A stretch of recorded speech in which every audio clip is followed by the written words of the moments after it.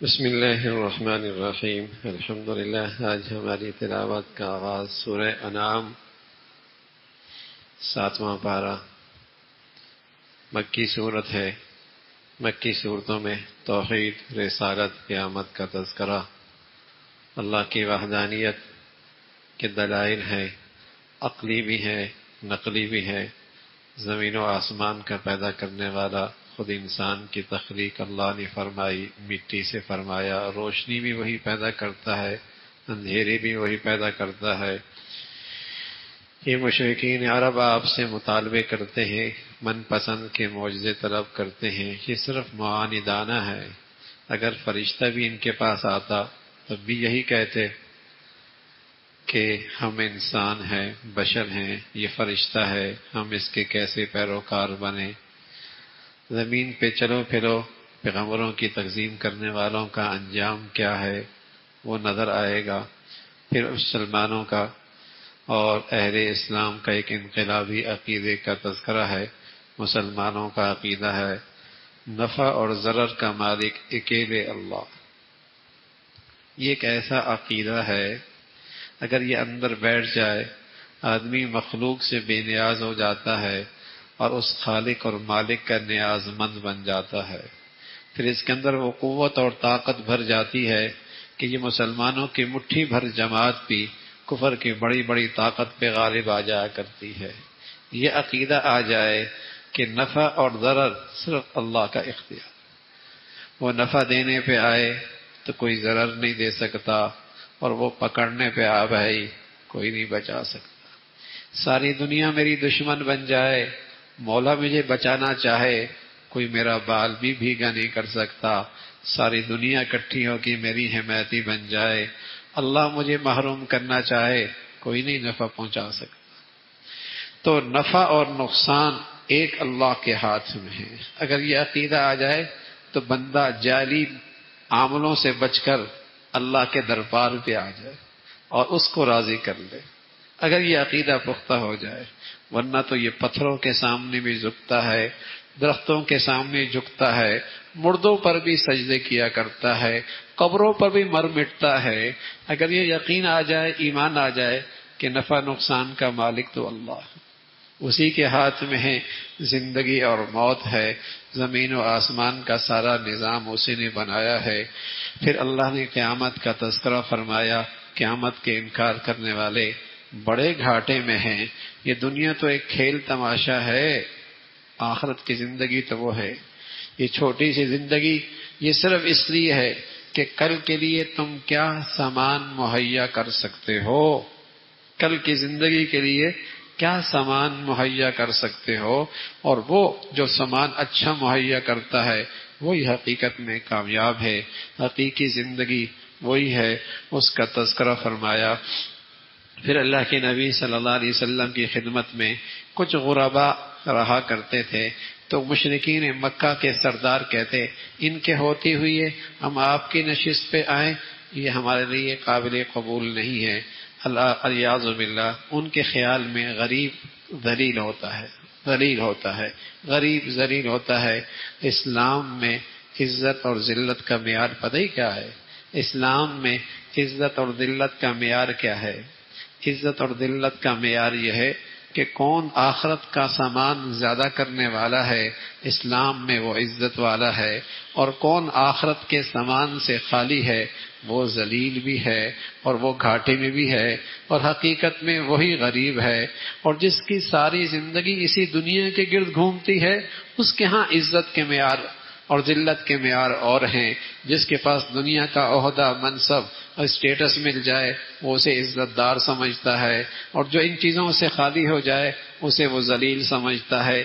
اسلام میں عزت اور ذلت کا معیار یہ نہیں ہے، اس لیے کہ جانور ایک ایسا ہے جو آخرت کو نہیں سمجھتا، اور جانور ایسا ہے جو آخرت کے بارے میں یقین نہیں رکھتا۔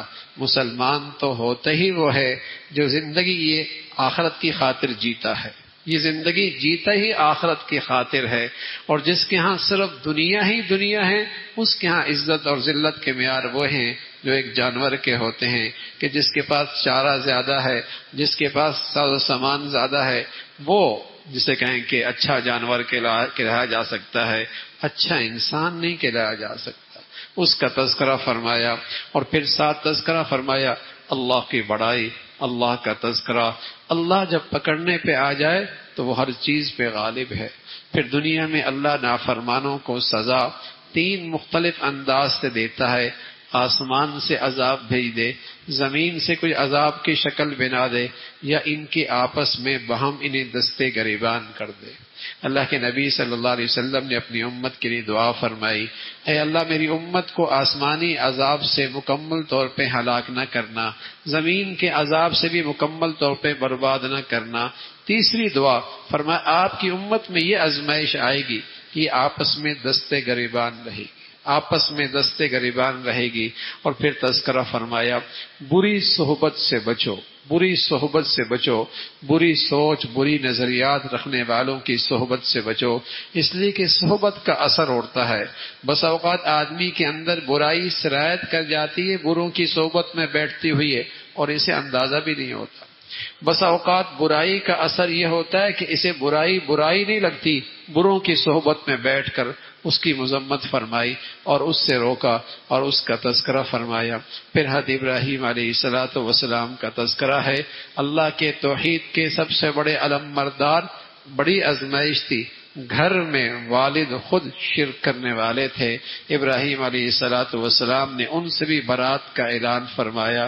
کچھ لوگ سورج کی، کچھ لوگ چاند کی، کچھ لوگ ستاروں کی پرستش کرنے والے تھے، آپ نے سب سے برات کا اعلان فرمایا۔ جو غروب ہو جاتا ہے، جو مٹ جاتا ہے، جس کی روشنی خود ختم ہو جاتی ہے، وہ بھی خدا ہو سکتا ہے، وہ بھی معبود ہو سکتا ہے۔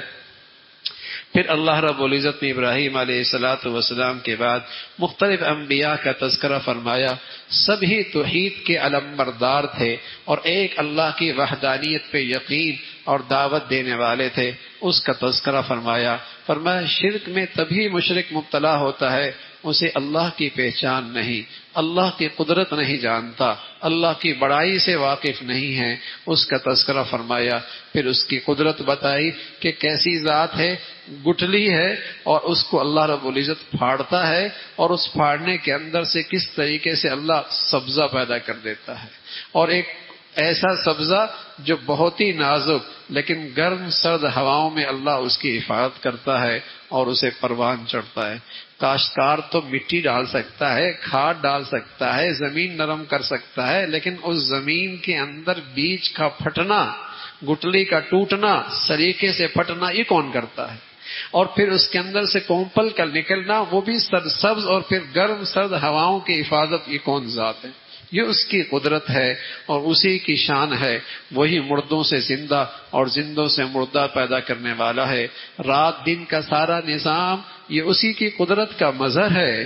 وہی تو ذات ہے کہ زمین بھی ایک، کھاد بھی ایک، بیج بھی ایک، محنت بھی اس پہ ایک جیسی، لیکن نکلنے والے پھل کی رنگت مختلف ہے، ذائقے مختلف ہیں، سائز مختلف ہیں۔ بیج ایک ہے، رنگ محنت ایک جیسی ہے، کھاد ایک جیسی ڈالی گئی، پانی ایک جیسا ڈالا گیا، لیکن رنگت مختلف ہے، ذائقے مختلف ہیں، سائز مختلف ہیں۔ یہ وہ اللہ ہے جو زمین و آسمان کا پیدا کرنے والا ہے، اور اس ذات کے نہ ذات میں کوئی شریک ہے نہ صفات میں کوئی شریک ہے۔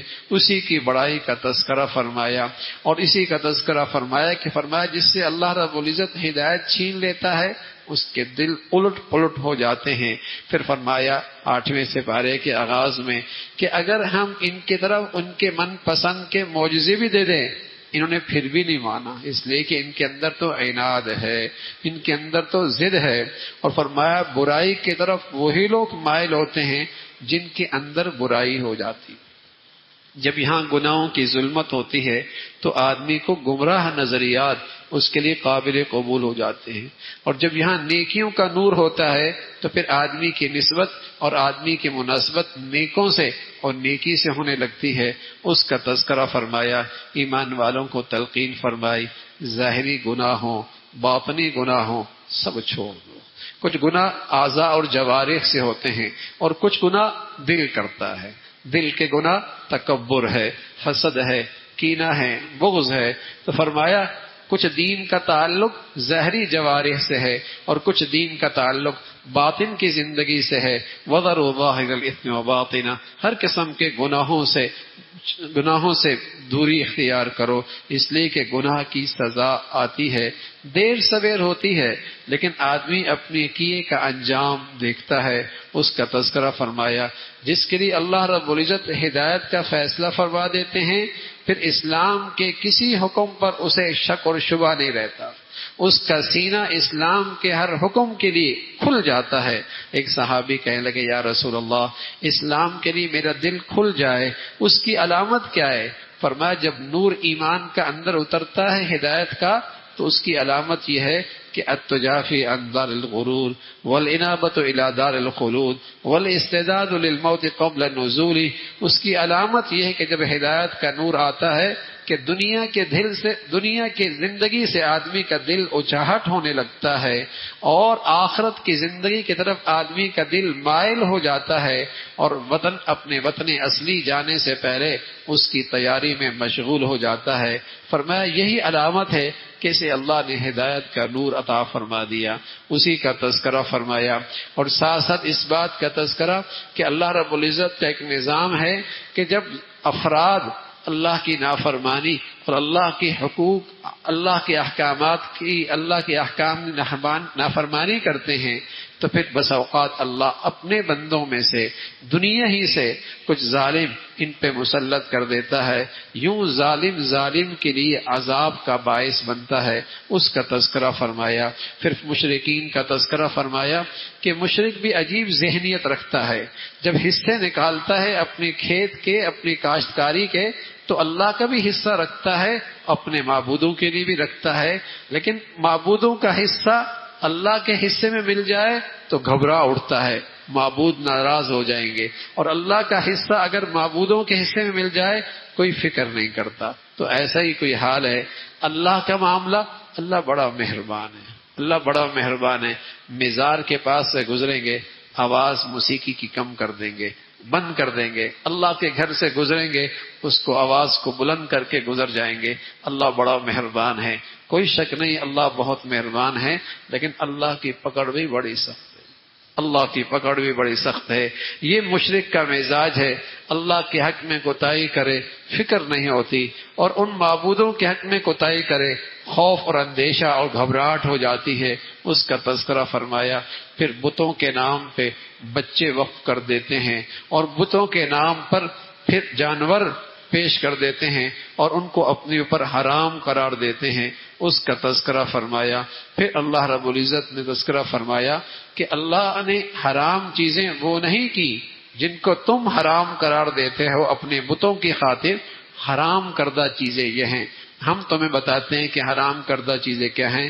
شرک کرنا حرام ہے، والدین کی نافرمانی کرنا حرام ہے، اور اولاد کو کسی کو ناحق قتل کرنا حرام ہے. اولاد کو قتل کرنا حرام ہے، یہ حرام ہے. یہ ایک ایسی قرآن کی آیت ہے کہ مفسرین نے لکھا اگر کوئی یہ کہہ دے کہ اللہ کے نبی دنیا سے تشریف لے گئے تو امت کو کیا وصیت نامہ دے کر گئے. تو یہ آیت امت کے ایک وصیت نامہ ہے، اور اس آیت کے اندر تمام آسمانی کتابوں کا خلاصہ موجود ہے. تمام آسمانی کتابوں کا خلاصہ یہ ہے کہ ہم تمہیں بتائے ہیں کہ اللہ رب العزت نے کن چیزوں کو حرام قرار دیا. شرک کو اللہ نے حرام قرار دیا، اور ماں باپ کے ساتھ بدسلوکی اور نافرمانی اس کو اللہ نے حرام قرار دیا. اور اسی طرح اللہ رب العزت نے اولاد کا قتل حرام قرار دیا. بھوک کی وجہ سے اس زمانے میں قتل کیا جاتا تھا کہ ہماری معاشی حالت اچھی نہیں، اولاد آ گئی، کھائیں گے کہاں سے. اللہ فرما رہا تمہیں اللہ رزق دیتا ہے، انہیں بھی اللہ ہی رزق دیتا ہے. پھر اولاد کی قتل کی ایک شکل یہ بھی ہے کہ اولاد کو دینی تعلیم اور دینی تربیت نہ دینا اور بے دینی کے ماحول میں اسے آزاد چھوڑ دینا، یہ بھی اولاد کا ایک لحاظ سے روحانی قتل ہے. بچوں کی دینی تعلیم اور دینی تربیت نہ کرنا اور بے دینی کے ماحول میں انہیں آزاد چھوڑ دینا، یہ بھی اولاد کا ناحق قتل ہے، اور یہ بڑا ظلم اور ناانصافی ہے. لیکن یہ سب کیوں ہوتا ہے؟ تاکہ اس کی زندگی کا معیار اچھا ہو جائے. یہ سب اس لیے کہ اس کے معاشی مسائل حل ہو جائیں. معاش کی خاطر یہ سب کچھ کر رہا ہوتا ہے، اور اس کا دین اور اس کا ایمان اور اس کا شرم و حیا اس کا جنازہ نکل رہا ہوتا ہے، یہ بھی اولاد کا ناحق قتل ہے، اس کی مذمت فرمائی۔ اور اسی طرح فرمایا ناحق قتل کرنا اور یتیموں کا مال کھانا، اور اسی طرح ناپ تول میں کمی کرنا۔ فرمایا جب بھی بات کرنا تو انصاف کی بات کرنا، جب بھی عہد کرنا تو عہد کو پورا کرنا۔ یہ ایک عہد نامہ ہے مسلمانوں کے لیے، یہ اللہ کے نبی کی طرف سے ایک وصیت نامہ ہے مسلمانوں کے لیے۔ یہ چیزیں حرام کردہ ہیں کہ والدین کے ساتھ ہمیشہ حسن سلوک سے پیش آؤ، حرام ہے ان کی نافرمانی کرنا۔ اپنی اولاد کی دینی تربیت کرو اور ان کو ان کے اچھے اخلاق کی تعلیم دو۔ اولاد یتیم کا مال تمہارے پاس آ جائے اس میں احتیاط سے خرچ کرو۔ جب تم کاروبار کر رہے ہو تم ناپ تول میں انصاف سے کام لو، اور جب بھی تم کسی سے وعدہ کرو اس وعدہ کا پورا کرو۔ جب بھی کہیں تمہیں فیصل بنایا جائے اور حکم بنایا جائے اور کسی معاملے میں تم سے بات پوچھی جائے تم ہمیشہ انصاف کی بات کرو، اس کا تذکرہ فرمایا۔ فرمایا یہ ہے سیدھا راستہ، اور اس کے علاوہ جتنے راستے ہیں وہ گمراہی کے راستے ہیں۔ پھر فرمایا اللہ کی خاص رحمت ہے اور اس کی خاص مہربانی ہے کہ تم ایک نیکی لے کے آؤ گے اللہ اس کا اجر 10 نیکیوں کی صورت میں عطا فرما دیں گے، لیکن برائی ایک کرو گے سزا بھی ایک ہوگی، لیکن اس کی رحمت ہے ایک پہ نیکی پہ اللہ 10 عطا فرمانے والے ہیں۔ اور رمضان کے گھڑیوں میں تو اس کی شان ہی کچھ اور ہے، ایک پہ اللہ 70 گنا دے رہے ہوتے ہیں، ایک پہ اللہ کریم 70 گنا دے رہے ہوتے ہیں۔ اس مہینے کے اندر تو اللہ کی طرف سے نوازنے کے بہانے ہوتے ہیں۔ پھر فرمایا اے نبی آپ کہہ دیجئے کہ میرا خدا ایک ہے اور اس کا کوئی شریک نہیں، اور آپ کہہ دیں کہ میری نماز بھی اللہ کے لیے اور میری قربانی بھی اللہ کے لیے اور میرا جینا مرنا بھی اللہ کے لیے، اللہ کے لیے۔ یہی مسلمان سے مطلوب ہے کہ مسلمان جی بھی اللہ کے خاطر اور مسلمانوں کا مرنا بھی اللہ کے خاطر ہو۔ فرمایا اللہ رب العزت نے دوسری قوموں کے بعد تمہیں پیدا فرمایا اور تم میں سے مختلف لوگ، کچھ امیر کچھ غریب کچھ خوشحال اور کچھ معاشی لحاظ سے آزمائش میں۔ فرمایا یہ بھی ایک امتحان ہے، جسے اللہ نے دیا وہ شکر کتنا کرتا ہے، اور جسے اللہ رب العزت نے تھوڑا دیا وہ صبر کتنا کرتا ہے، دونوں اللہ کی فرما برداری کتنی کرتے ہیں۔ اللہ رب العزت بہت جلد حساب لینے والے ہیں، وہ بڑی بخشنے والی مہربان ذات ہے۔ اللہ عمل کی توفیق نصیب فرمائے۔